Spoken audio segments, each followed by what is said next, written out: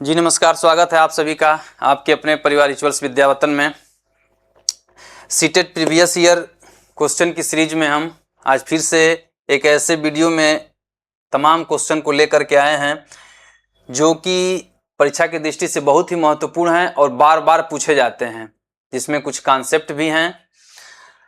तो चलिए हम इनको देखते हैं। अब कुछ ऐसे प्रश्न आते हैं जो 3D आकृतियों के फलक से, शीर्ष से और किनारों से संबंधित होते हैं, जो लगभग हर बार पूछे जाते हैं और ज्ञान की दृष्टि से भी महत्वपूर्ण हैं। तो इनको हम देखते हैं। 3D आकृतियों में मुख्य रूप से आपका घन हो गया, घनाभ हो गया। 3D का मतलब क्या? 3 डायमेंशनल, 3 बीमा जिसका हो, मतलब 3 बीमाएं हो, 3 नाप हो, उसका लंबाई हो, चौड़ाई हो और ऊंचाई हो। जैसे आयत में सिर्फ लंबाई चौड़ाई, वर्ग में या त्रिभुज में सिर्फ लंबाई चौड़ा हो जाता है, उसी तरीके से जब उसमें ऊंचाई जुड़ जाती है तो वो 3D आकृति, 3 डायमेंशनल या त्रिविमी कह लीजिए उसको, 3 बीमाएं हो जाती हैं। तो उसमें मुख्य रूप से क्या क्या आता है? घन आता है, क्यूब, घनाभ क्यूबाइड, प्रिज्म और पिरामिड, ये उसमें मुख्य आकृतियां आती हैं। तो इससे संबंधित जो प्रश्न हैं, इनके आयतन से, घन और घनाभ के आयतन, पृष्ठ क्षेत्रफल से तो प्रश्न आते ही हैं। फलकों की संख्या काउंट करने, शीर्षों की संख्या काउंट करने और किनारों की संख्या काउंट करने के लिए आता है। तो इस कॉन्सेप्ट को पहले हम जान लेते हैं। बार बार पूछा जाने वाला प्रश्न है ये। प्रिज्म, प्रिज्म क्या होता है? प्रिज्म एक ऐसी आकृति कह लीजिए, 3 बीमा वाली ऐसी आकृति है जिसमें एक आधार होगा और वो आधार क्या होगा? कोई बहुभुज। ये जो आधार है, जैसे यहां दिखाया गया है, ये घन या घनाभ भी इसको हम समझ सकते हैं। घन और घनाभ में क्या संबंध होता है? घनाभ के सारे फलक जो सारे मेजरमेंट एक होते हैं और घनाभ में अलग अलग हो जाते हैं, यही घन और घनाभ में अंतर होता है। अब अगर हम प्रिज्म की बात करें तो प्रिज्म भी क्या होता है? घन या घनाभ ही होता है। मूल इसमें क्या समझना है? प्रिज्म और यहाँ पिरामिड दोनों एक साथ हमने लिया है कि दोनों को कंपेयर करके आपको आसानी से समझ आ जाए। अलग अलग पढ़ने में फिर कंपेयर करने में दिक्कत होती है। तो क्या है? प्रिज्म का आधार क्या होता है? कोई ना कोई बहुभुज होता है। अब बहुभुज क्यों? बहुभुज का मतलब ये होता है कि त्रिभुज भी हो सकता है, चतुर्भुज भी, पंचभुज भी। अगर सिर्फ हम चतुर्भुज, यहाँ उदाहरण चतुर्भुज का लिया गया है, लेकिन सिर्फ चतुर्भुज कह देंगे तो गलत हो जाएगा। बहुभुज होता है, आधार क्या होता है? बहुभुज होता है। पिरामिड का भी आधार वही होता है। पिरामिड का 2 हमने आकृति लिया हुआ है, एक त्रिभुज के आधार का पिरामिड है और एक चतुर्भुज के आधार का पिरामिड है। तो प्रिज्म में जो आधार होगा, आधार कह लीजिए या तल कह लीजिए, वो क्या होगा? कोई बहुभुज होगा। और पिरामिड में भी बहुभुज होगा कोई। अब कोई बहुभुज है तो त्रिभुज भी हो सकता है, चतुर्भुज भी, पंचभुज, खष्टभुज, ऐसे भुजाएं बढ़ती जाएंगी। प्रिज्म में छत भी होता है, आधार और छत दोनों होते हैं। पिरामिड में आधार होता है, छत नहीं होता है। अब इसकी फलकें, जब ये आधार हो गया आपका HEG कह लीजिए, चाहे HGFE कह लीजिए, ये वाला आधार हो गया। इसी के पैरेलल जो होता है ऊपर DCBA क्या होता है? छत होता है। और जब ये आधार हो गया, एक फलक ये हो गया, एक फलक ऊपर वाला, आधार और छत दोनों का।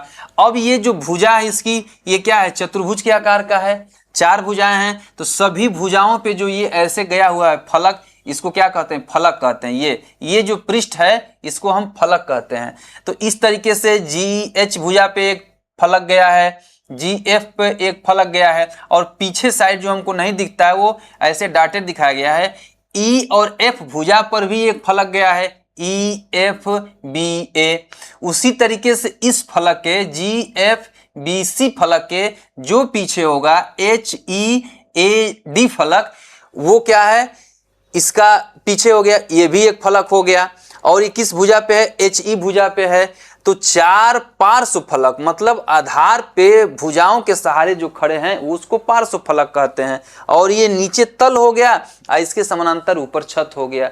तो इस तरीके से ये प्रिज्म क्या हो गया? चतुर्भुज के आकार का है। तो 6, यानी आप इसको घन या घनाभ भी कह सकते हैं, बस वहां माप का अंतर हो जाएगा। अलग अलग लंबाई अलग, चौड़ाई अलग और ऊंचाई अलग हो जाएगी तो घनाभ हो जाएगा, और सारी अगर बराबर रहेंगी तो घन हो जाएगा। तो घन या घनाभ में फलकों की संख्या आपको क्या निकल के आ रही है? 6। अभी इसको हम इसके आपको फार्मूला रूप में बता देंगे। इस तरीके से अब पिरामिड को थोड़ा समझ लेना है। अब पिरामिड का आधार जो होगा वो क्या हो सकता है? त्रिभुज, चतुर्भुज, कोई भी बहुभुज हो सकता है, जैसे यहां चतुर्भुज दिया हुआ है, लेकिन इसका छत नहीं होता है। और जैसे कि प्रिज्म में फलक जो पार्श्व फलकें हैं ये क्या होती हैं? चतुर्भुज के आकार की होती हैं। शर्त है चाहे आधार कितनी भी भुजा का हो उस पे, चूंकि अब ये भुजा है ये, तो इस भुजा पे जब खड़ा होगा, तल भी है छत भी है, तो ये चतुर्भुज के आकार का जाएगा। ये परिवर्तन नहीं होता है। कंफ्यूजन नहीं रखना है कि त्रिभुज है तो कहें त्रिभुजाकार तो नहीं होगा, क्योंकि ऊपर छत भी है। लेकिन जैसे हम पिरामिड में आते हैं, इसकी पार्श्व फलक जो होती है हमेशा त्रिभुज होता है। क्यों त्रिभुज होता है? क्योंकि ऊपर जाके एक बिंदु पर इसको मिल जाना है, सारे फलकों को ऊपर जाके मिल जाना है। तो इसलिए पिरामिड की पार्श्व फलकें क्या होती हैं? त्रिभुज होती हैं, और इसकी पार्श्व फलकें क्या होती हैं? हमेशा चतुर्भुज होती हैं। किसकी? प्रिज्म की, या घन या घनाभ कह लीजिए। प्रिज्म ही है, घन या घनाभ एक प्रिज्म ही है। तो पिरामिड की पार्श्व फलकें त्रिभुज और प्रिज्म की पार्श्व फलकें हमेशा चतुर्भुज। और इन लोगों का बेस क्या होगा, आधार क्या होगा, चाहे प्रिज्म का या पिरामिड का, कोई भी बहुभुज हो सकता है और उसी के नाम पे रखा जाता है। जैसे कि त्रिभुजाकार या चतुर्भुजाकार, आयताकार, वर्गाकार प्रिज्म, या त्रिभुजाकार, वर्गाकार, आयताकार पिरामिड, क्योंकि आधार से नाम लिया जाता है। और फलकें क्या होंगी? प्रिज्म की हमेशा चतुर्भुज होंगी और पिरामिड की क्या होंगी? हमेशा त्रिभुज होंगी। प्रिज्म में क्या होता है? छत होती है, पिरामिड में छत नहीं होती है। ये इसका जो है मूल कॉन्सेप्ट है। अब आपको घन या घनाभ हो कह लीजिए या प्रिज्म कह लीजिए, और पिरामिड अलग हो जाता है। इनमें फलकों की संख्या यहां काउंट करके भी देख लेते हैं कैसे होगा। अगर घन, घनाभ या प्रिज्म जो भी कह लीजिए, प्रिज्म के अंतर ये आता है, तो इसी पे जो फार्मूला बताएंगे वो लागू हो जाएगा, आपको याद करना है। अगर चतुर्भुज के आकार का है तो फलक हमने बता दिया, भुजाओं के सहारे, जो ये भुजाओं से घिर के बना हुआ वो फलक है, और हर भुजा पे जो ये खड़ा है लाइन वो फलक है। एच जी सी डी इधर वाला, इसके पीछे ए बी एफ ई पीछे वाला, ये जी एफ बी सी इस साइड राइट साइड, तो इसके जस्ट सामने कह लीजिए छुपा रहेगा ए डी एच ई। तो कितने फलक हो गए? एक ऊपर, एक नीचे और 4 ऐसे, एक यहाँ, एक इसके पीछे, एक यहाँ, इसके 6 फलक हो गए। अब भुजा कितनी थी? बेस में 4 थी। तो अगर हम भुजाओं की संख्या n मानते हैं तो फलकों की संख्या n+2। चतुर्भुजाकार प्रिज्म है, 4 भुजाएं हुई और 2 उसमें ऐड कर दिए, 6 फलक हो गए। काउंट कर लीजिए, एक ऊपर, एक नीचे और 4 ऐसे ऐसे 6 फलक हो गए। चाहे घन होगा, घनाभ होगा, कोई भी हो, त्रिभुज के आकार का भी अगर पिरामिड है, त्रिभुज आधार उसका, तो n+2 हो जाएगा। इसी तरीके से अब शीर्षों की बात कर लेते हैं। 4 भुजाएं हैं, 4 कोने होंगे, उसी कोने को यहाँ कोना भी आप जान सकते हैं, शीर्ष कोना होता है। तो 4 नीचे और इसी तरीके से 4 ऊपर भी होगा। इसको क्या कहते हैं? वर्टेक्स कहते हैं। ए बी सी डी और यहाँ ई एफ जी एच, तो 4 और 4 8। और इसमें भुजा कितनी थी? चतुर्भुजाकार प्रिज्म है तो 4 + 4 8, यानी कि 2 × n। अब चाहे वो पंचभुज के आकार का हो, त्रिभुज के आकार का हो, इस पे आप निकाल लेंगे। n क्या है? भुजाओं की संख्या है। किसकी? जो बेस है।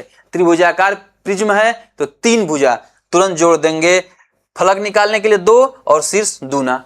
अब किनारों की बात आ जाती है। अब अगर 4, ये भुजाएं क्या होती हैं? किनारे हो जाती हैं। किनारे ऐसे ऐसे, ये क्या है? भुजाएं। तो एक भुजा, 4 भुजा नीचे हो गए, 4 भुजा ऊपर, और ये जो खड़ी लाइन है ये भी तो किनारा है। तो कितने हो गए? 4 4 8 4 12, यानी 3 × n। क्योंकि n बराबर क्या है? n बराबर भुजा है। n बराबर भुजा है किसका? आधार का।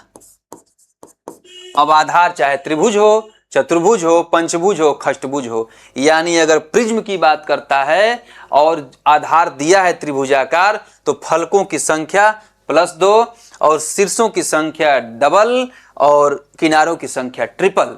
ये आपका है, इसको याद कर लेंगे। अब इस तरीके से आप चलेंगे किसमें, पिरामिड में। अब पिरामिड में क्या होता है, छत तो होता नहीं है, एक शीर्ष पे जाके ऊपर मिल जाते हैं, आधार इसका होता है। अब यहां भी हम देख लेते हैं कैसे होगा। अगर इसका त्रिभुज के आकार का है, क्या आधार किसका, पिरामिड का, बी सी डी, तो फलकों की संख्या कैसे निकालेंगे, एक नीचे फलक हो गया। अब एक बी सी ए या कह लीजिए ए बी सी एक फलक होगा। एक भुजा ये है, त्रिभुज के आकार का, तो एक फलक इस पे होगा। आज जब त्रिभुज है तो त्रिभुज में 3 भुजाएं होंगी, तो सारी तीनों बीसी पर भी एक फलक होगा, सी पर भी एक फलक होगा। ऐसे ये फलक जो जा रहा है ए सी डी, और बी डी पर भी एक फलक होगा ए बी डी। ये क्या होगा, A B D, B D भुजा पर एक फलक क्या होगा, ए बी डी। यानी त्रिभुजाकार अगर आधार है, 3 भुजाएं हैं, तो तीनों पर फलक होंगे। और कैसे फलक होंगे, त्रिभुजाकार। और प्रिज्म में क्या होते थे, चतुर्भुज के आकार के होते थे। आधार बहुभुज होता है, छोटी छोटी चीजों को ध्यान देना है। आधार क्या होता है, बहुभुज, चाहे प्रिज्म का चाहे पिरामिड का। लेकिन पार्श्व फलकें, ये जो खड़ी फलकें हैं, हमेशा प्रिज्म में चतुर्भुज होंगी। पार्श्व फलकें जो होंगी हमेशा प्रिज्म में क्या होगी, चतुर्भुज। चतुर्भुज क्यों कह रहे हैं, चाहे वो समांतर चतुर्भुज हो जाए, चाहे वर्ग हो जाए, चाहे आयत हो जाए, मतलब उसमें 4 भुजाएं होंगी।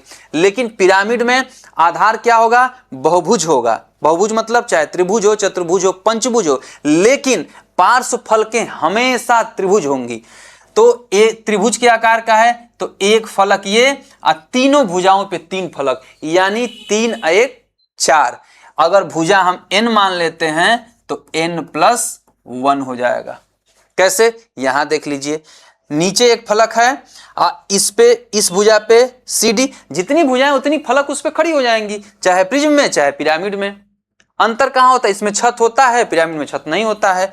इस वजह से शीर्षों की संख्या घट जाती है। अब देखिए, ये चतुर्भुज के आकार का आधार है इसका, ये पिरामिड है, तो एक फलक ये, इस भुजा पे एक फलक, इस सी बी भुजा पे एक फलक, फिर बी भुजा पर भी एक फलक, और डी भुजा पर भी एक फलक। तो 4 फलक ऊपर और एक नीचे, 4 1 5 ही तो हुआ। और n में कितनी भुजा, n कितना है, 4 है, चतुर्भुज आधार है इसका, तो n+1, ये फार्मूला बन के चला आया। अब भी वर्टेक्स कोनों की बात कर लेते हैं। अगर त्रिभुज है तो 3 कोण है, त्रिभुज है तो 3, और चतुर्भुज है तो 4, और ऊपर जाके एक ही जगह मिल जाना है। तो इस तरीके से वर्टेक्स भी क्या हो जाएगा, n+1 ही होगा, इतनी भुजाओं की संख्या +1। यानी पिरामिड में फलक और वर्टेक्स शीर्ष दोनों बराबर होते हैं। और कितना होते हैं, भुजा से एक ज्यादा। और प्रिज्म में कितना होता था, फलक n+2 हो जाता था, एक उससे एक बढ़ जाएगा इसमें। लेकिन अब शीर्षों की जब बात आएगी तब क्या हो जाएगा, यहां फलक और शीर्ष दोनों बराबर होते हैं, लेकिन प्रिज्म में ऐसा नहीं होता है। अब इज किनारा की बात कर लेते हैं। ये त्रिभुज आधार है इसका, तो किनारा कितना, 3 नीचे हो गया और 3 ऊपर हो गया। भाई ए बी सी डी और बी डी, 3 किनारे नीचे, 3 भुजाएं।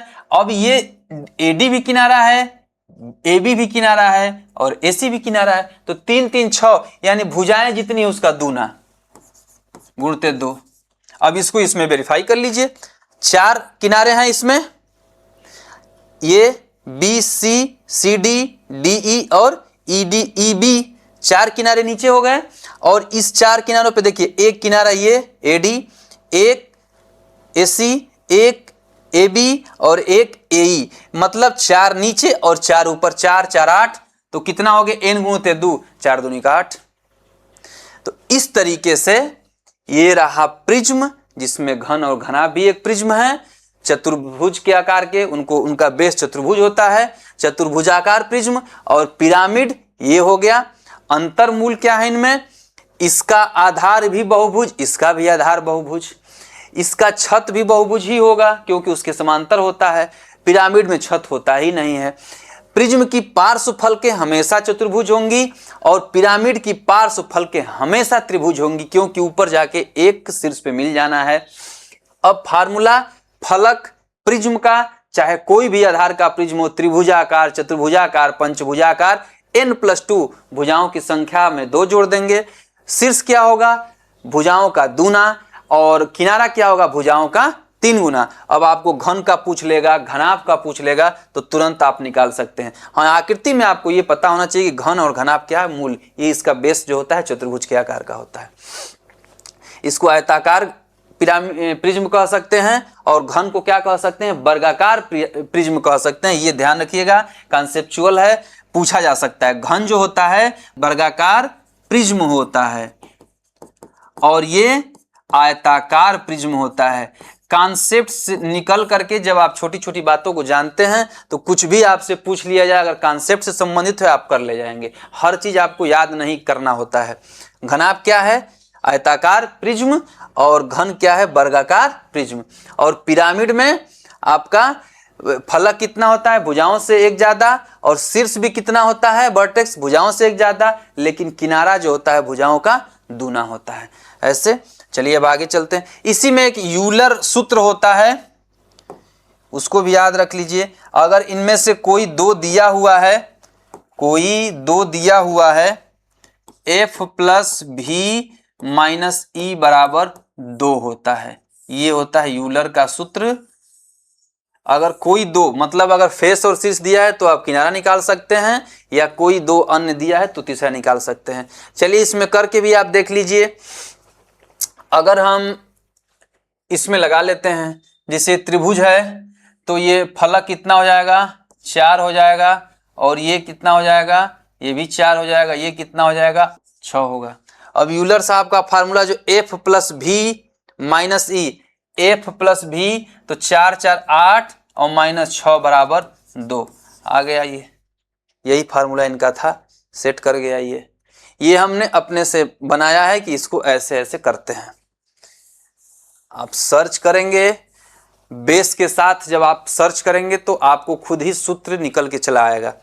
चलिए प्रश्नों को देखते हैं। प्रश्न है, गुणनखंडों में से एक गुणनखंड कौन सा है? यह है p³ x + p² x - 1 - p y + z - z। तो आपके ये विकल्प दिए हुए हैं।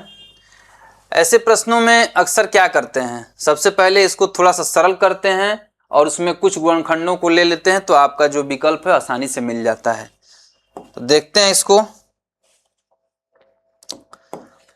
क्या है। p³ x + p² x - 1 - p y + z - z, ये दिया हुआ है। इसको क्या करेंगे, अंदर हम गुणा कर लेंगे। तो p³ x + p² x - p² y - py - pz - z, इतना हो जाएगा। सारे x वालों को हम एक साथ ले लेते हैं और z वालों को एक साथ ले लेते हैं ऐसे। तो यहां से अगर हम p² x को कॉमन कर लेंगे तो p + 1 बचेगा, -p² y को कॉमन कर लेंगे तो p + 1 बचेगा। z को अगर हम कॉमन कर लेते हैं तो p + 1 यहाँ भी बचेगा, और p + 1 सब में कॉमन हो गया तो क्या बच गया? p² x - p² y - z। ये ऐसे हो गया 2 पार्ट। गुणनखंड मतलब ऐसा खंड जो गुणा के रूप में हो, हम प्लस वाले को गुणनखंड नहीं कह सकते।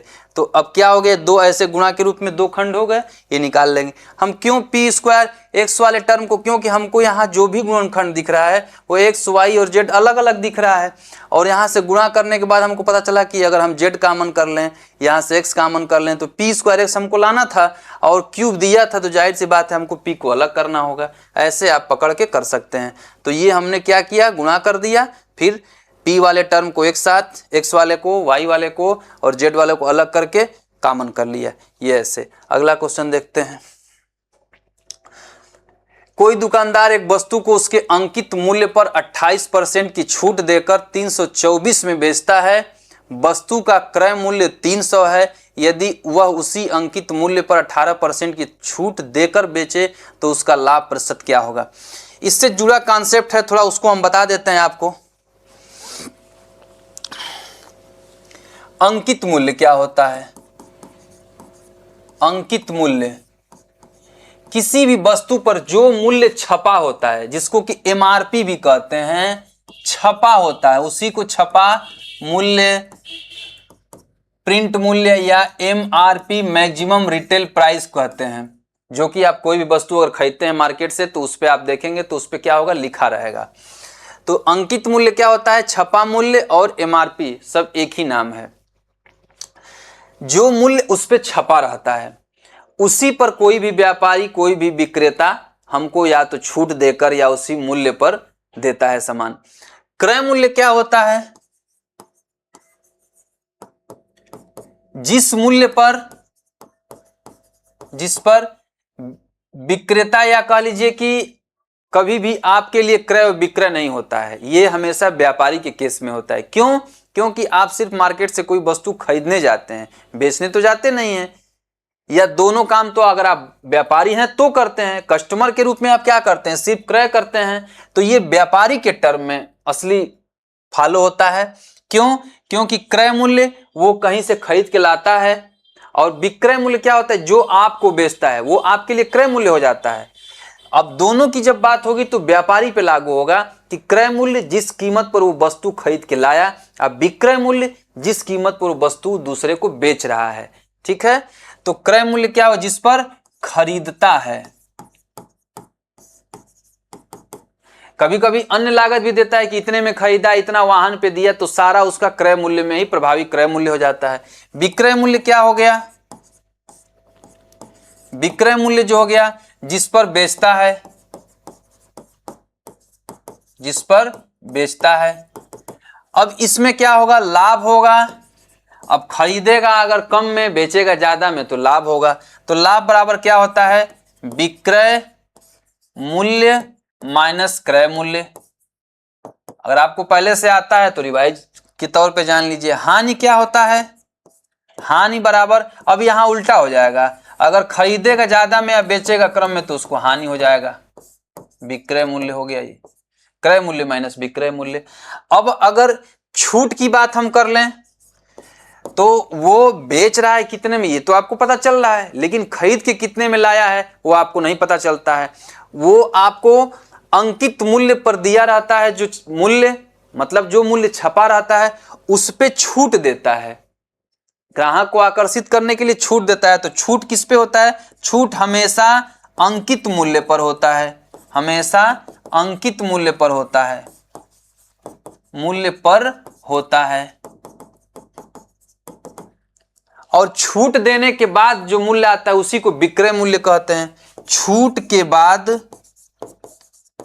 के बाद का मूल्य विक्रय मूल्य होता है, विक्रय मूल्य होता है। ये आपका मूल कुछ कॉन्सेप्ट है। अंकित मूल्य क्या होता है, जो उस पे प्रिंट होता है किसी वस्तु पर। क्रय मूल्य जिस पे व्यापारी खुद खरीद के लाता है। विक्रय मूल्य जिससे व्यापारी आपको बेचता है। लाभ क्या होगा, विक्रय माइनस क्रय हो जाएगा। हानि क्या होगा, क्रय माइनस विक्रय हो जाएगा। छूट क्या होता है, हमेशा अंकित मूल्य पर दिया जाता है, उसका परसेंटेज, कितना परसेंटेज अंकित मूल्य का। तो छूट की जब भी बात होगी अंकित मूल्य पर ये गणना होगा। छूट के बराबर का मूल्य, छूट के बाद का मूल्य क्या होता है, विक्रय मूल्य होता है।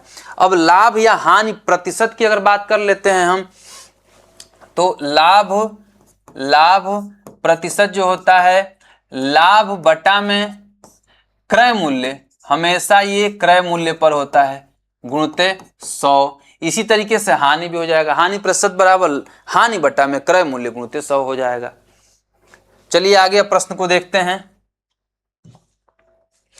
कोई दुकानदार एक वस्तु को उसके अंकित मूल्य पर 28% की छूट देकर 324 में बेचता है। वस्तु का क्रय मूल्य 300 है, ठीक है। यदि वह उसी अंकित मूल्य पर 18% की छूट देकर बेचे तो उसका लाभ प्रतिशत क्या है। एक ही प्रश्न में कई कॉन्सेप्ट दिया हुआ है, चलिए कर लेते हैं इसको।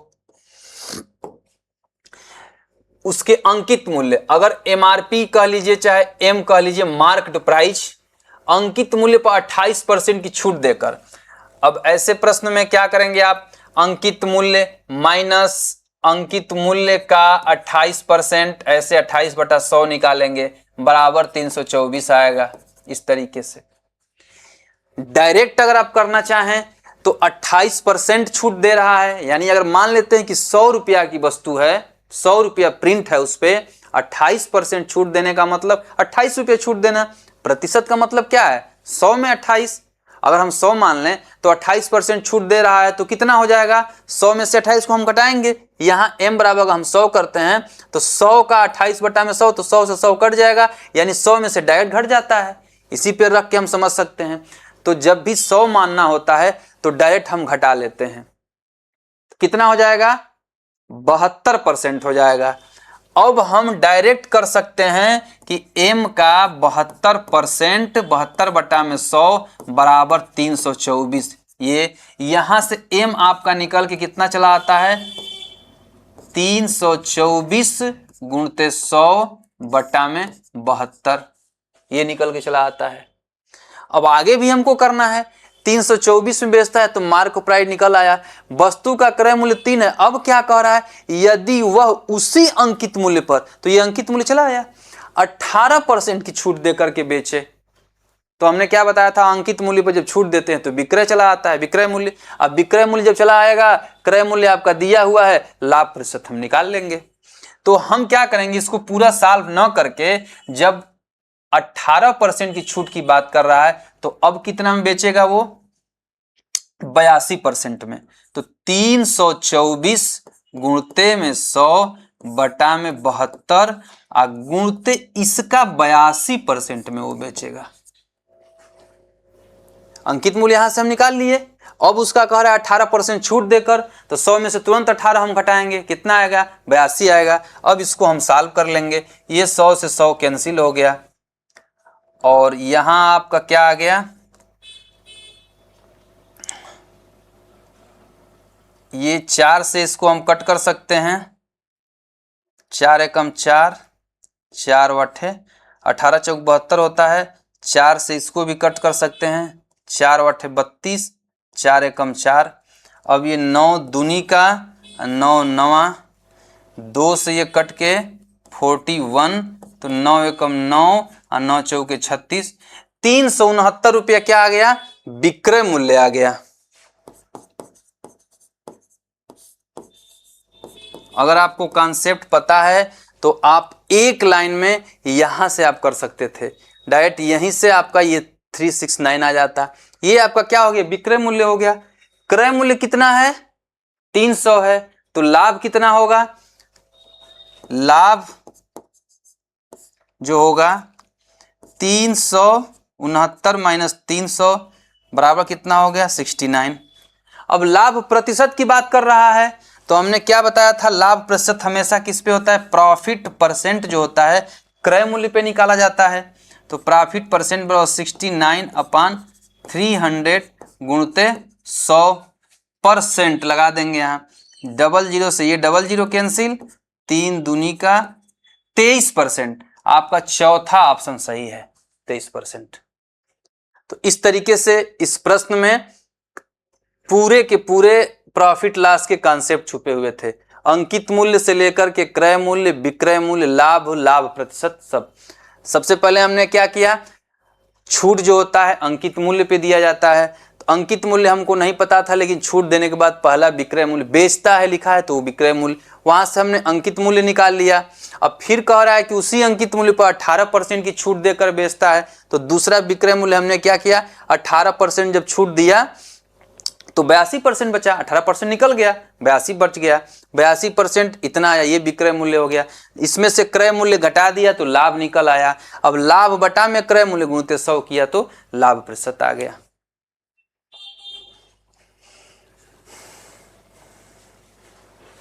अगला प्रश्न है प्रायिकता संबंधित है, यदि एक पासे को फेंका जाता है तो एक अभाज्य संख्या प्राप्त करने की प्रायिकता क्या है।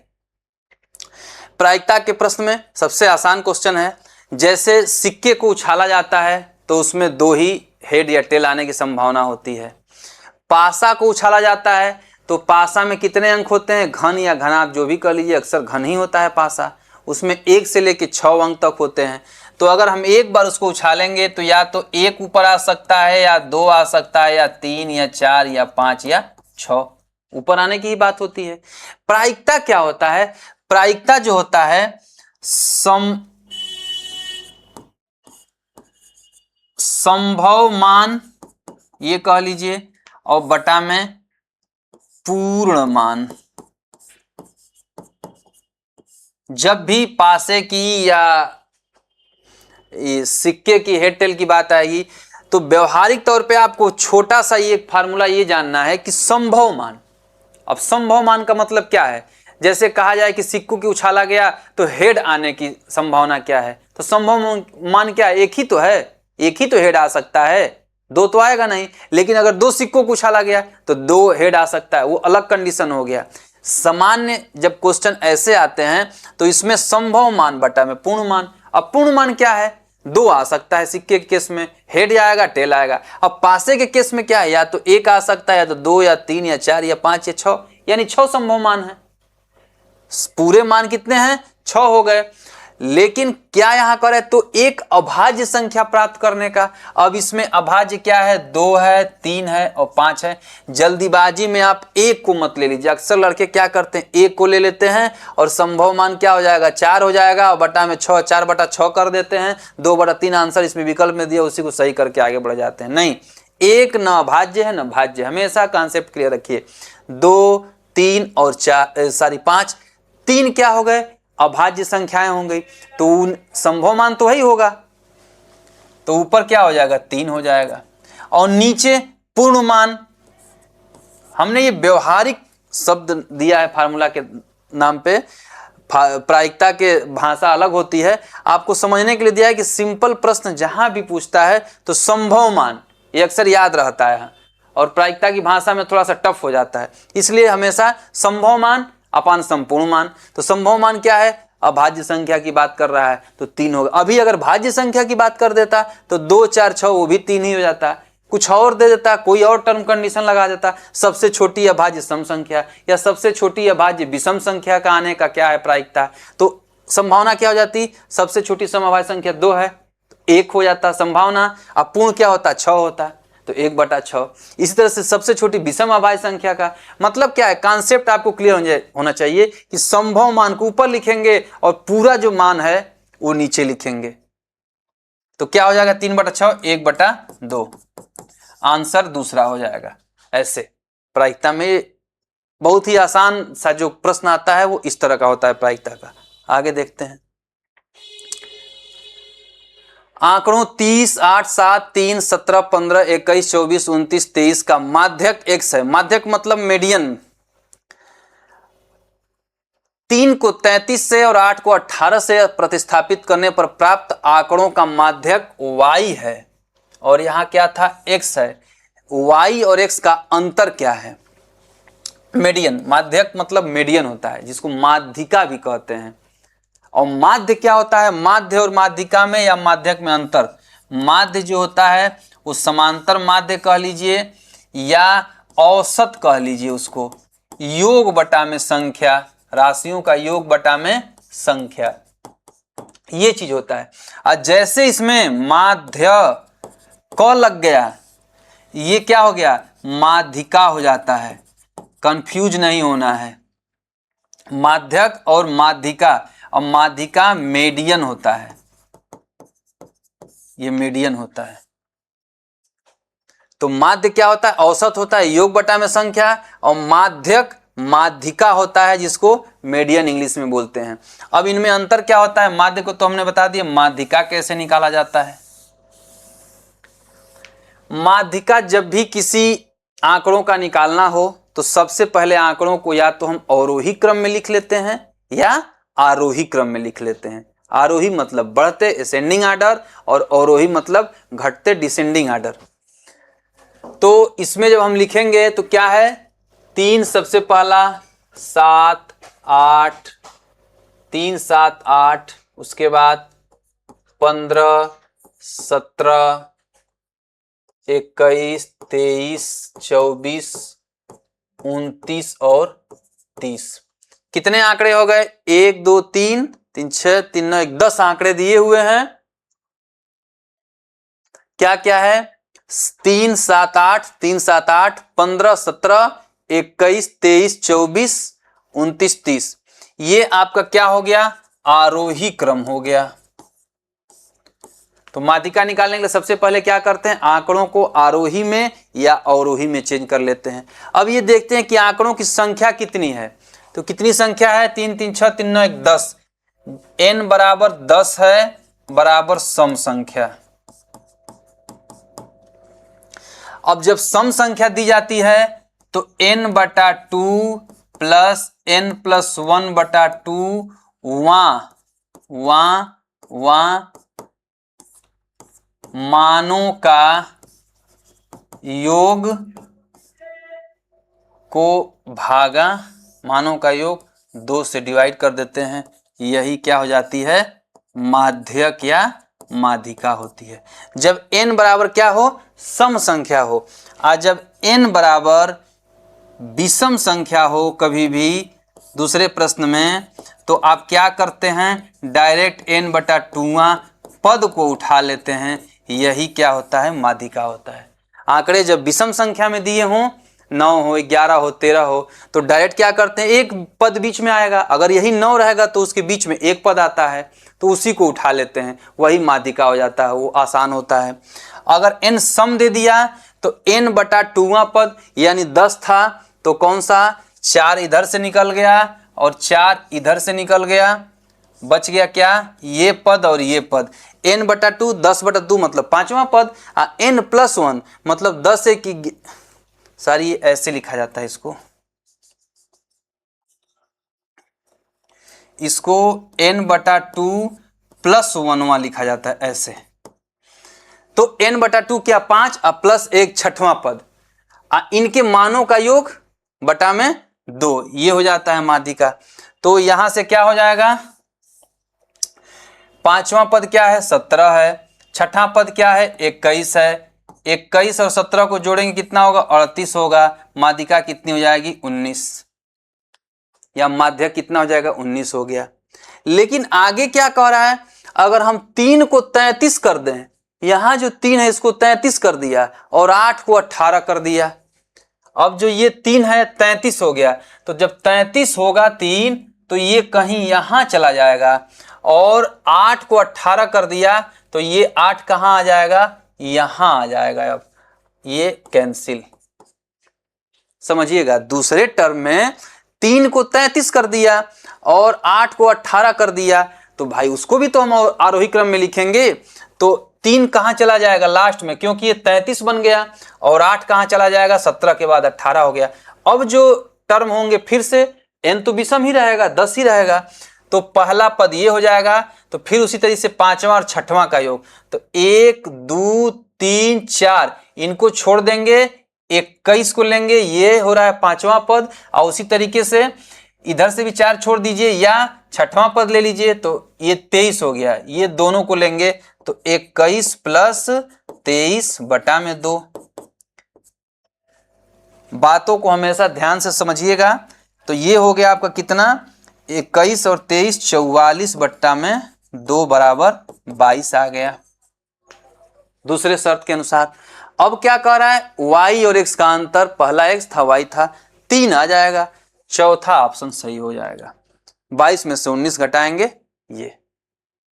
तो क्या करना था आपको? माध्यक निकालने में हमेशा ध्यान देंगे, माध्य अलग चीज है और समांतर माध्य या माध्य अरिथमेटिक मीन जिसको बोलते हैं, मीन इंग्लिश में क्या बोलते हैं? उसको मीन बोलते हैं, माध्यक को मीन।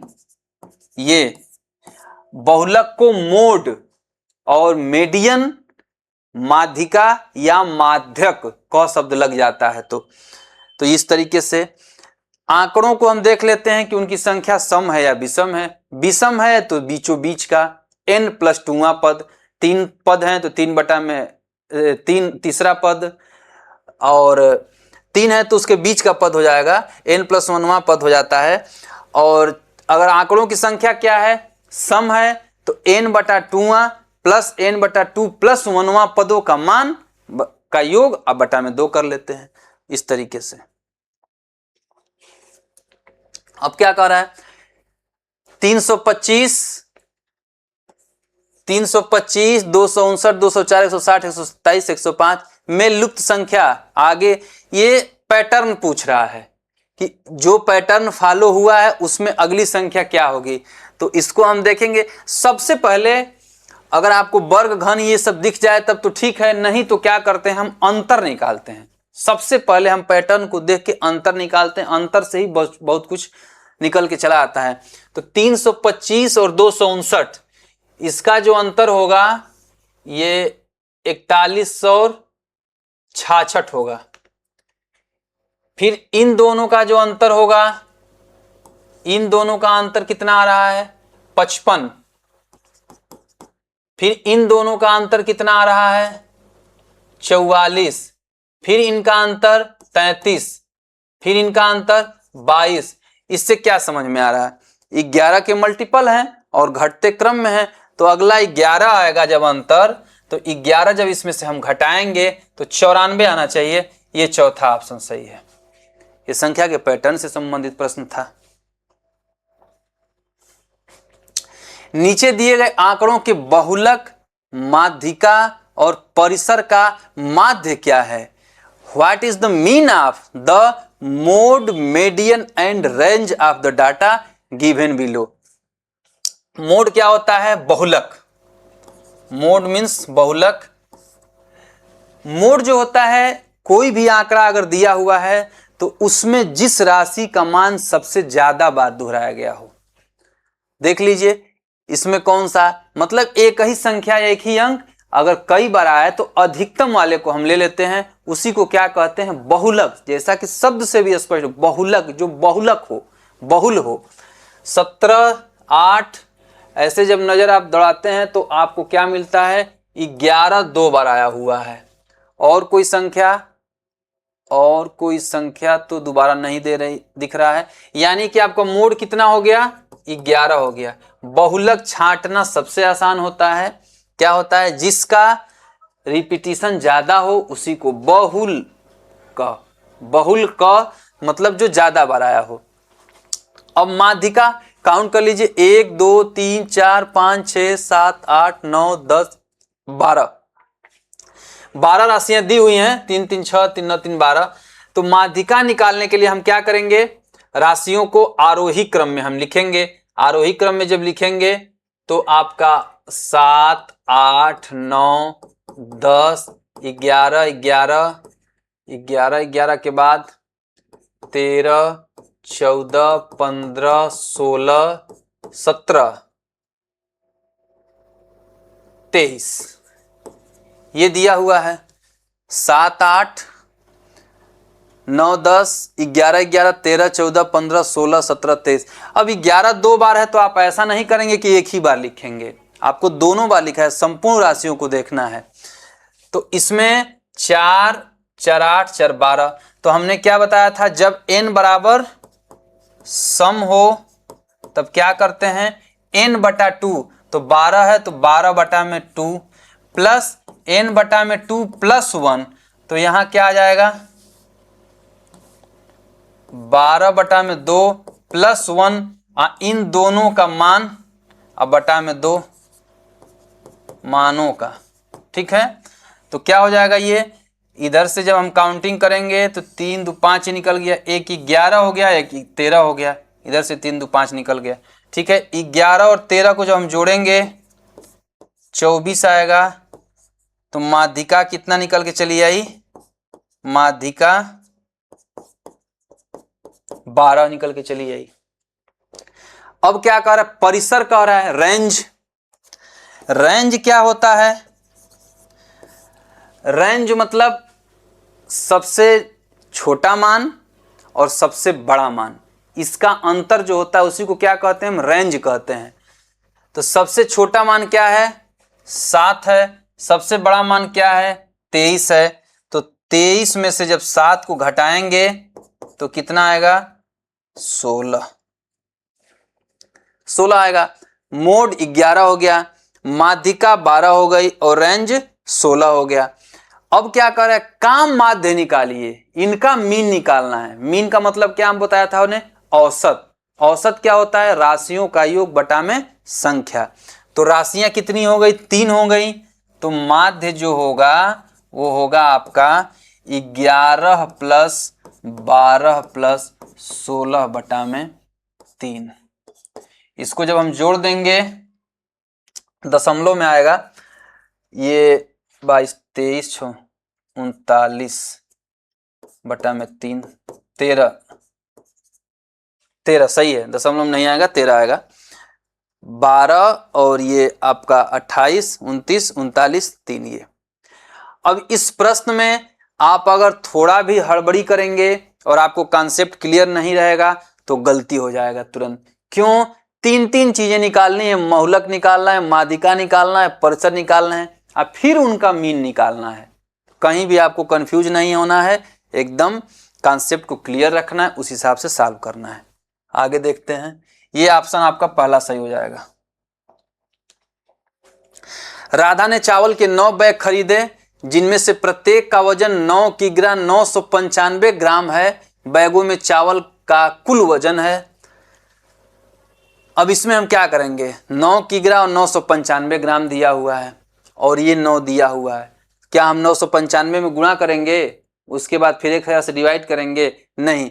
ऐसे प्रश्नों में हम क्या करते हैं, हम 995 ग्राम है तो 1000 के एकदम नजदीक है, और 1000 ग्राम में 1 किलोग्राम होता है, और एक पैकेट 9 किलोग्राम अलग से दिया ही है, और ये 9 बैग हैं। तो सबसे पहले 9 केजी और 995 ग्राम जो दिया है, तो हम जब 9 से गुणा करेंगे इसको तो क्या हो जाएगा, 9 81 केजी, तो पूरा पूरा हो जाएगा इस 9 के साथ।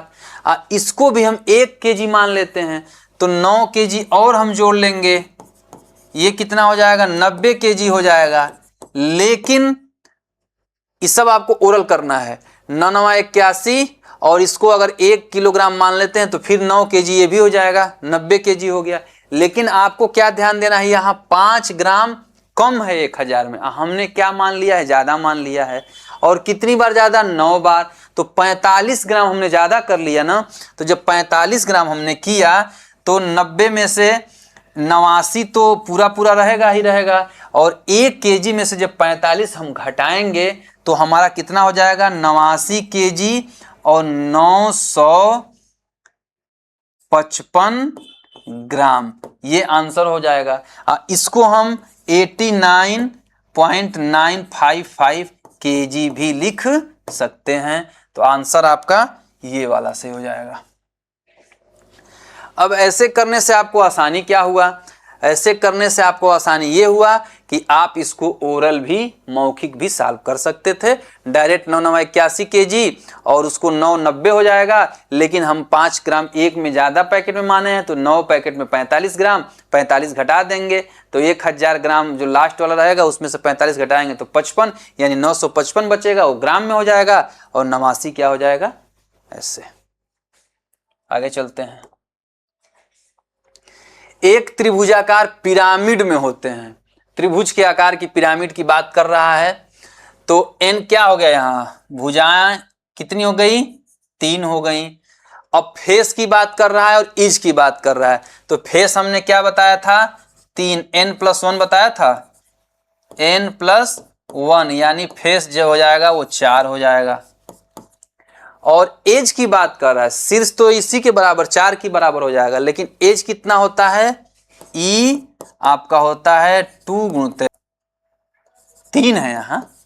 यहाँ n बराबर 3 है तो 3 का दूना होता है 6 हो जाएगा। आपका कौन सा ऑप्शन सही होगा, दूसरा वाला ऑप्शन सही हो जाएगा। आगे चलते हैं। विमाओं 40 सेंटीमीटर 36 सेंटीमीटर गुणित x सेंटीमीटर वाले एक ठोस घनाभ के पृष्ठ को 20 रुपए प्रति 100 सेंटीमीटर स्क्वायर की दर से पेंट कराने की लागत 100 सेंटीमीटर स्क्वायर, ये स्क्वायर है, की दर से पेंट कराने की लागत 1032 रुपए है। x का मान क्या है। अब आपको यहां संपूर्ण पृष्ठ न दे करके उसी में से एक बीमा कर लिया गया है। चलिए करते हैं। 20 रुपए प्रति 100 सेंटीमीटर कराने की लागत क्या है? 1032 रुपए है। तो यहां अगर हम 1032 में 20 से डिवाइड कर दें तो हमको संपूर्ण पृष्ठ निकल के आ सकता है। लेकिन आपको यह ध्यान देना है कि ये 100 सेंटीमीटर का है, तो हमारा संपूर्ण पृष्ठ पूरा पूरा नहीं आएगा। इसको हम अगर एक में हमको अगर करना होगा कि 1 सेंटीमीटर स्क्वायर का क्या खर्च आ रहा है, तो हम क्या करते, इसको 20 को 100 से डिवाइड कर देते तो 0.5 आ जाता है।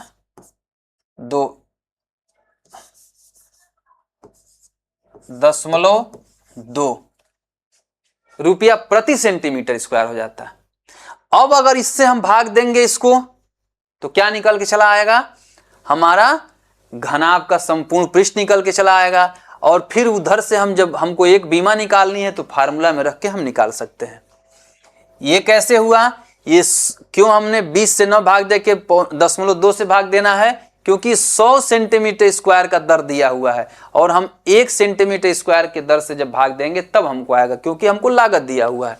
तो क्या करेंगे, इसको दशमलव ऐसे कर देंगे, इसका कोई मतलब नहीं है, ये हो जाएगा।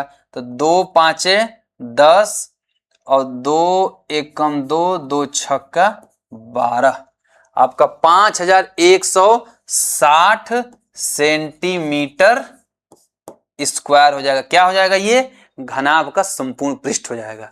अब घनाभ का संपूर्ण पृष्ठ जो होता है 2LBBHLH, आपको याद होना चाहिए। इसको आप जब बार बार याद कर लेते हैं तो आपको रट जाता है। LBBHLH, L क्या होता है? लंबाई गुणते चौड़ाई, चौड़ाई गुणते ऊंचाई और लंबाई गुणते ऊंचाई, जैसे कमरे की चारों दीवारों और फर्श और छत का होता है।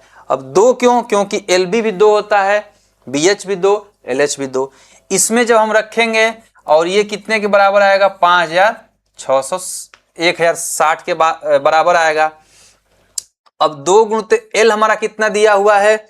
40, गुणते B कितना दिया हुआ है? 36, प्लस 36 गुणते X कर देंगे, X प्लस LH, L कितना है? 40, और फिर H कितना हो जाएगा? X हो जाएगा, बराबर 5160। हमको X की वैल्यू निकालना है। हम जब इसको बाहर करेंगे तो 80 8 6 48 के 8, हासिल 4 8 की 24 4 28, और प्लस ये 40 और 30 76 X हो जाएगा।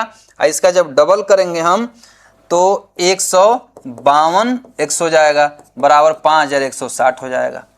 70 70 52।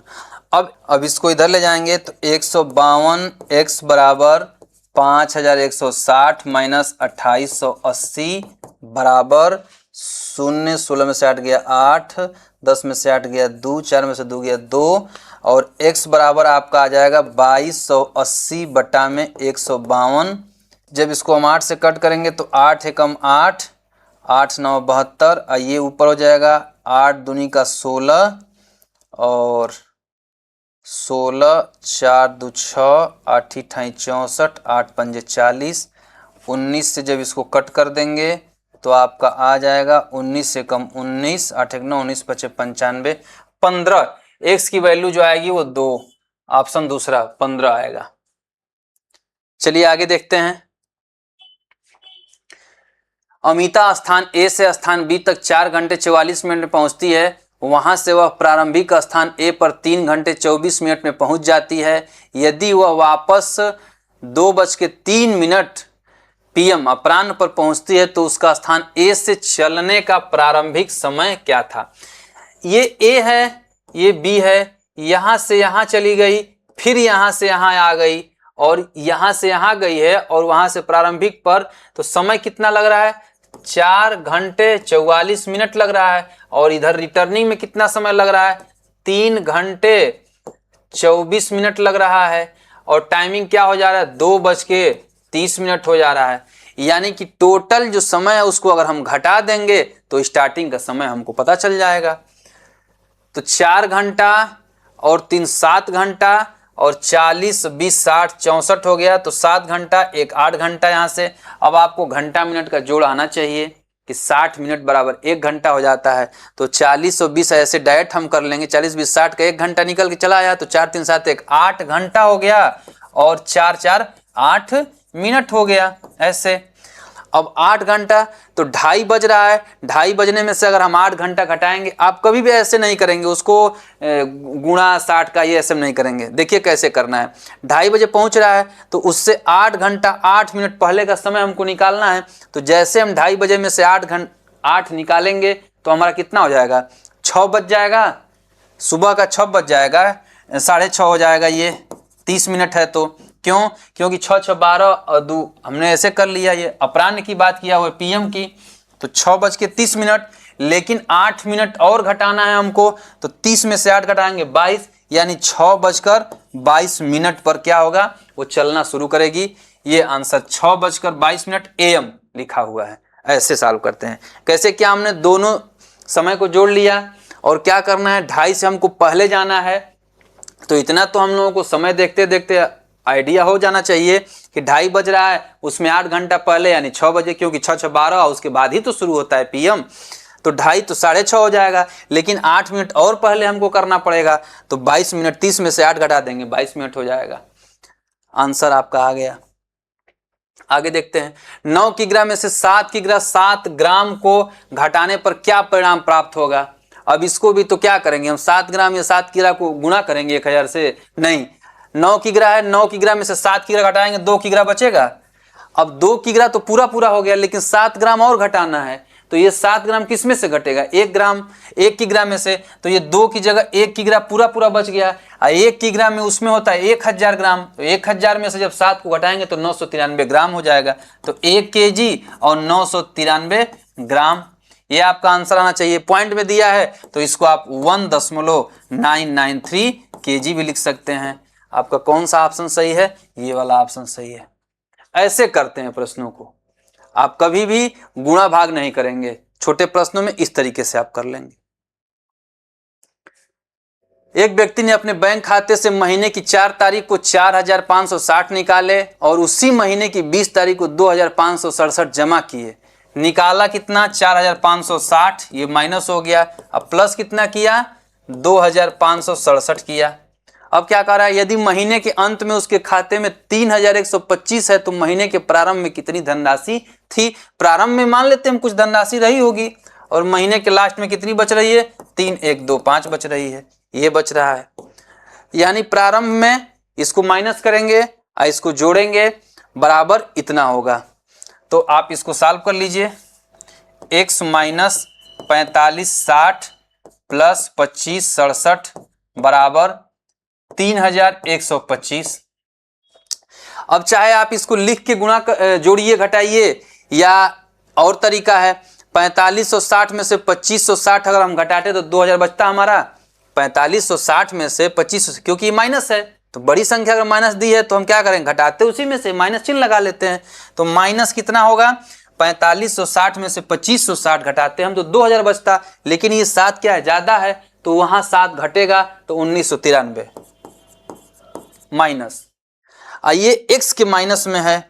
अब बराबर कितना है, 3125 है। अब इधर जब जाएगा ये तो क्या हो जाएगा, जुड़ जाएगा।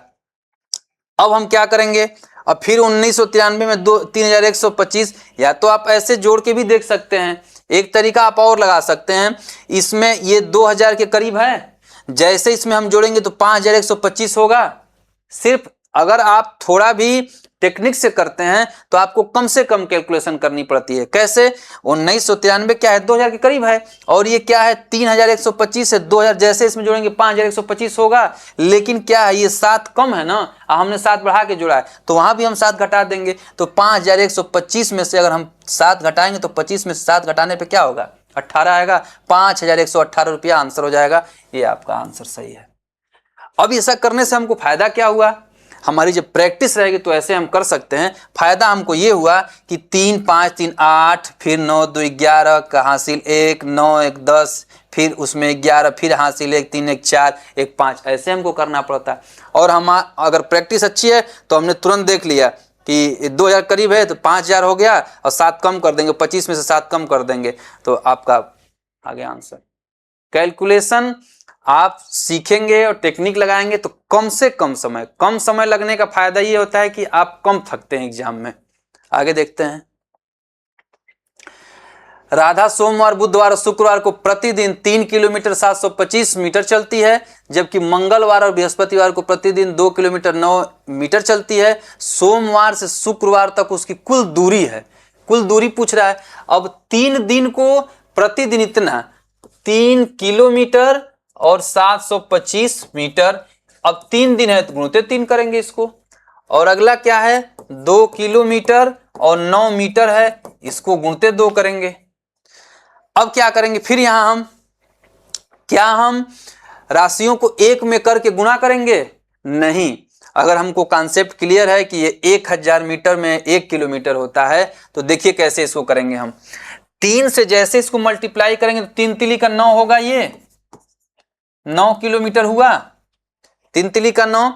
इसी तरीके से ये भी 6 किलोमीटर हुआ, 3 दूनी का 6।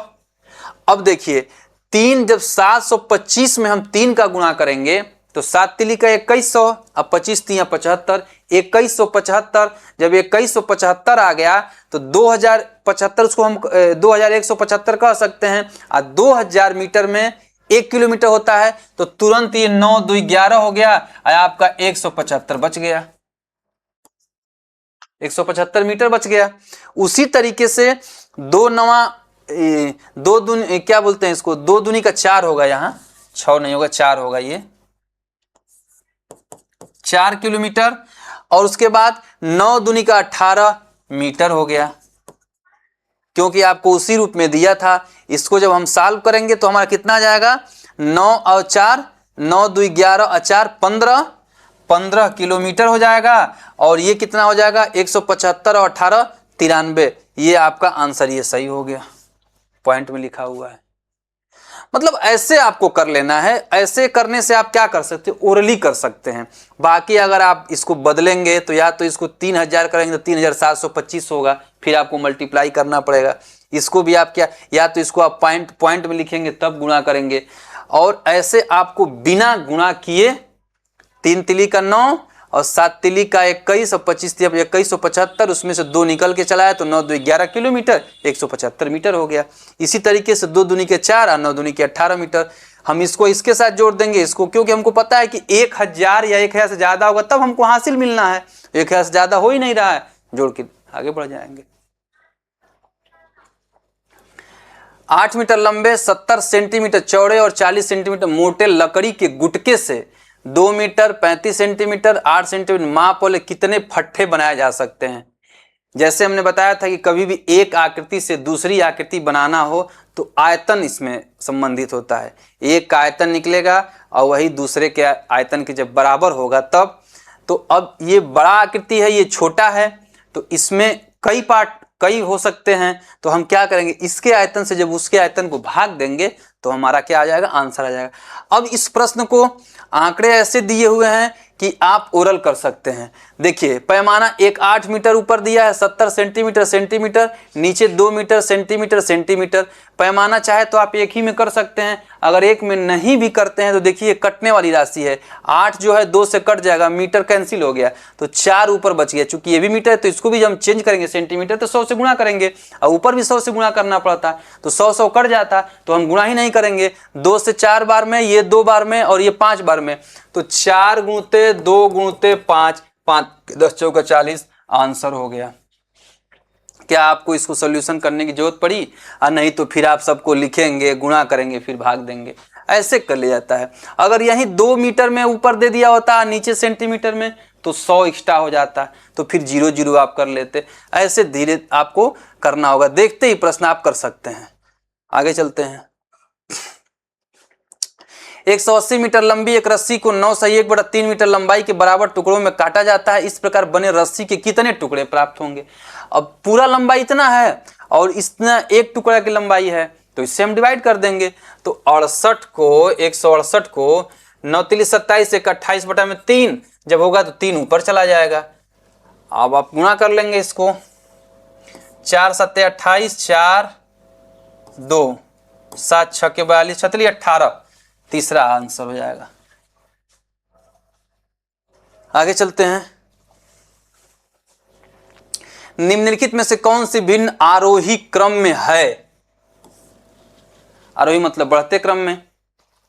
3/7, 4/5, 5/9, 8/11 ऐसे दिया हुआ है।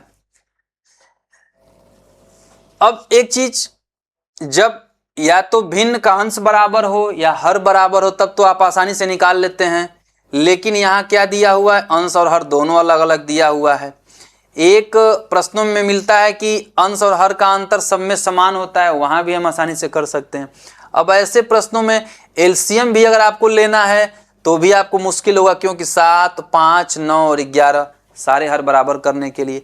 तो कभी कभी आपको डिवाइड करना भी इजी हो सकता है। जैसे कि 3 में 7 का हम अगर डिवाइड करेंगे तो तुरंत हमको मिल रहा है 7 चौक 28 और 7 दूनी का 14, 2 अंक तक हम ले सकते हैं। इस तरह से 5 8 40 और ये 0 9 5 45, 9 5 45 और 11 7 77 और 11 दूनी का 22, ये सब में पहला ही डिजिट अलग अलग मिल रहा है, आप आसानी से निकाल सकते हैं। आरोही में लिखना है यानी बढ़ते क्रम में, तो पहले नंबर पे ये होगा, दूसरे पे ये, तीसरे पे ये और चौथे पे ये हो जाएगा।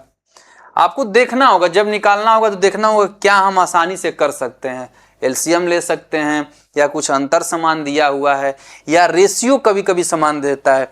जैसे ये 3/7 था तो 3 का दूने से ज्यादा है, तो हो सकता है 4/5 वाला कुछ ऐसा दे देता, 5/9 वाला कुछ ऐसा दे देता, वो भी तरीका हो सकता है। यहाँ सबसे सुटेबल तरीका क्या है? आप डिवाइड कर सकते हैं, आप सेकेंडों में एक को डिवाइड कर सकते हैं। तो ये आपका आरोही क्रम क्या होगा? पहला तो 3/7 और तीसरा नंबर यानी 5/2 ये आ रहा है, और फिर तीसरा चौथा वाला यानी 8/11, ये सही होगा आपका। 3/7, 5/9, 8/11 और 4/5, दूसरा ऑप्शन सही हो रहा है। 6 दिनों का औसत तापमान 32 डिग्री सेंटीग्रेड है। यदि इनमें से प्रथम 5 दिनों का तापमान 31, 31.5, 32.5, 31 और 32 था, तो छठवें दिन का तापमान कितना है? अब 6 दिनों का दिया हुआ है तो गुणा कर देंगे तो 6 दिनों का पूरा पूरा आ जाएगा, फिर ये 5 को जोड़ के उसमें से घटा देंगे तो क्या आ जाएगा? छठवें दिन का आ जाएगा। लेकिन ये लंबा प्रोसेस है। अब दूसरा तरीका क्या हो सकता है? जो औसत तापमान होता है उसको हम ये मान लेते हैं कि सबका अलग अलग वही है। अगर 6 हैं तो 32 32 32 सबका हो गया। एक तरीका होता है करने का, जल्दी से 32 32 हो गया। अब जब 32 32 हो गया, आपको समझाने के लिए हम कर दे रहे हैं, अन्यथा ये ऐसे कर सकते थे 32.5 है, ये 0.5 इसमें, ये 32 32 बराबर हो गया, ये 32 है ही, 31 31 यानी 2 यहाँ कम हो रहा है तो 2 ये, और छठवां का 32 32 है 2 34 34 आंसर हो जाता है। आंसर नहीं दिया, आंसर गलत दिया हुआ है, आंसर गलत दिया हुआ है, आपका 34 आंसर होगा। आप ऐसे कर सकते थे, कैसे आपको हम समझाते हैं। जैसे औसत का मतलब क्या होता है? अगर 6 राशियों का औसत दिया है 32, तो यानी पहली भी राशि 32 मान सकते हैं, इतना 32 32 ऐसे मान सकते हैं आप, 6 राशियां हो गई। लेकिन क्या कह रहा है कि एक राशि जो है 31.5 है, एक 31 है, एक 32.5 है, एक 31 है, एक 32 है। इनको जब हम जोड़ेंगे तो देखिए, ये दोनों को हम जोड़ते हैं अगर, तो ये 32 32 हो गया, इसमें से 0.5 इसमें आ गया, और ये एक 32 है ही। अब बच क्या रहा है? 31 में एक कम हो रहा है, अगर हम +1 कर देते तो आ जाता, +1 कर देते तो आ जाता। और जब औसत है तो यानी कि अगर सिर्फ छठवां हम 32 लेंगे तो ये 2 कम हो जाएंगे, तो इसलिए इनका जो एक एक कम हो रहा है इसी 32 में हम जोड़ेंगे ना, क्योंकि राशियां तो अलग अलग हो सकती हैं। तो 32 और 2 34 हो गया। ऐसे मतलब इक्वली डिस्ट्रीब्यूटेड होता है, ये बराबर बराबर बटा होता है। तो हम क्या करते हैं? ऐसा करते हैं कि देखते हैं कि किसमें बराबर हो रहा है, किसमें ज्यादा हो रहा है, किसमें कम हो रहा है। कम अगर हो रहा है तो हमको और जोड़ना पड़ेगा, यानी जो अंतिम मान, जो हमको मान निकालना है उसमें प्लस करके निकालेंगे। अगर ये राशियां एवरेज से ज्यादा हो रही हैं तो कितना ज्यादा हो रही हैं उसको हम क्या करते हैं, उस एवरेज में से माइनस कर लेते हैं, वही लास्ट वाली राशि होती है। ऐसे इसको सॉल्व करते हैं। एक्स वाई के व्युत्क्रमानुपाती है। व्युत्क्रमानुपाती का मतलब एक्स इज ऐसे, एक्स क्या है, इसके व्युत्क्रमानुपाती है। अगर सीधा सीधा रहता, ऐसे रहता है तो इसको समानुपाती कहा जाते हैं, या प्रोपोर्शनली, इनवर्सली प्रोपोर्शनल, प्रोपोर्शनल, ठीक है। यानी इसके उल्टा है, जब x बराबर 3.5 है तब y बराबर 2.4 है, और जब x बराबर 5.6 है तो y का मान। ऐसे में अब क्या होता है, x और y एक नियतांक हो जाता है। आप बहुत बार पढ़े होंगे, x y बराबर कोई भी कांस्टेंट के हो जाता है। प्रोपोर्शनली होने का यही मतलब है, जैसे साइंस में बायल का नियम, चार्ल्स का नियम वगैरह होता है, उसी तरीके से जब प्रोपोर्शनली होता है तो एक इनके गुणनफल को एक कांस्टेंट मान देते हैं। तो एक एक्स वाई दिया इतना तो दूसरा भी एक्स वाई इतना ही, बराबर ही होगा आपस में। तो कितना हो जाएगा, 3.5 गुणित 2.4 बराबर 5.6, और गुणित वाई कर लीजिए ऐसे। तो आप इसको जो कट करेंगे, ये दशमलव इसको हटा दीजिए, 12 और 28 तो 56, ये 6 और 14, 3 7, तो 7 5 6.5, 5 3 15, 1.5 हो जाएगा। तीसरा ऑप्शन इसका सही हो जाएगा, 1.5। आगे देखते हैं, यदि 3x माइनस 1/2x बराबर 4 है तो 4x square plus 1/9x square का मान क्या होगा।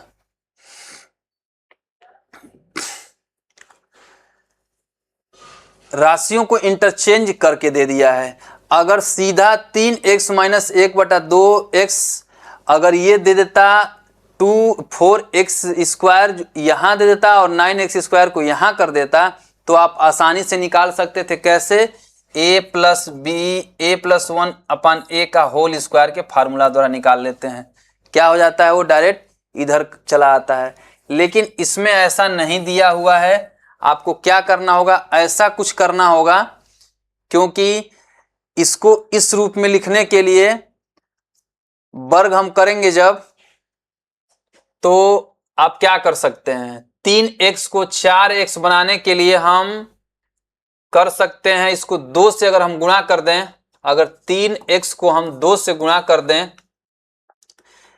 तो 2x, और 3 से क्या करेंगे, हम भाग दे दें, यानी 2/3 से हम अगर गुणा कर दें तो ये x वाली राशि 2x हो जाएगी, और जब 2x का वर्ग होगा तो 4x स्क्वायर हो जाएगा। तो अब जब हम इसमें गुणा करेंगे तो इसमें भी करेंगे, तो 1 माइनस 1/2x गुणित 2/3, और इसके इधर भी करेंगे तभी समीकरण पूरा बराबर होगा, क्योंकि 3x माइनस 1/2x बराबर 4 है। तो अगर इस पक्ष में हम 2/3 से गुणा करेंगे तो इस पक्ष में भी करना होगा, और इस पक्ष में करने का मतलब हमको दोनों में गुणा करना होगा। तो क्या निकल के चला रहा है, ये 3 से 3 कैंसिल हो गया, ये 2x बचा, और यहां भी 2 से 2 कैंसिल हो करके 1/, ये प्रश्न की सेटिंग है, 4 दूनी के 8/3। अब ये निकल के चला आया। अब अगर इसका हम वर्ग कर देते हैं, चूंकि यहाँ माइनस था यहाँ प्लस था, a प्लस बी का होल स्क्वायर वाला यहाँ बन रहा है, उसी से आप सॉल्व कर सकते हैं। तो इसका वर्ग करने पर, जब वर्ग हम करेंगे 2x माइनस 1/3x का होल स्क्वायर, तो इधर भी करेंगे तो 8 × 64/9 आ जाएगा। अब ये क्या होगा, 2x स्क्वायर यानी 4x स्क्वायर हो जाएगा, माइनस को प्लस कर देंगे, a माइनस बी का whole square, a square plus b square होता है, माइनस 2ab होता है, तो प्लस 1/9x स्क्वायर। देखिए ये वाली वैल्यू ये मिल के चली आई यहाँ से, और माइनस 2 गुणते 2x गुणते 1/3x, ये x से x कैंसिल हो गया, 4/3 बराबर 64/9 9। अब यहाँ से अगर सिर्फ ये निकालना हो तो हम इसको जब इधर ले जाएंगे हम तो 4x² प्लस 1/9x² बराबर 64/9 में ये माइनस है तो इधर जाके प्लस 4/3 हो जाएगा। तो 64 प्लस एलसीएम 9 हो जाएगा, 3 तिली का तो 12, तो 76/9 आपका आंसर हो जाएगा। 76/9 चौथा ऑप्शन सही हो रहा है। इस तरीके से आपके पिछले वर्षों में आए हुए सारे प्रश्न थे। सारे प्रश्न को ऐसे चुना गया है कि आपकी प्रैक्टिस जो है इस वीडियो से ही पूरी हो जाए। अगर तरीका अच्छा लगे तो चैनल को सब्सक्राइब कीजिए। जय मां सरस्वती।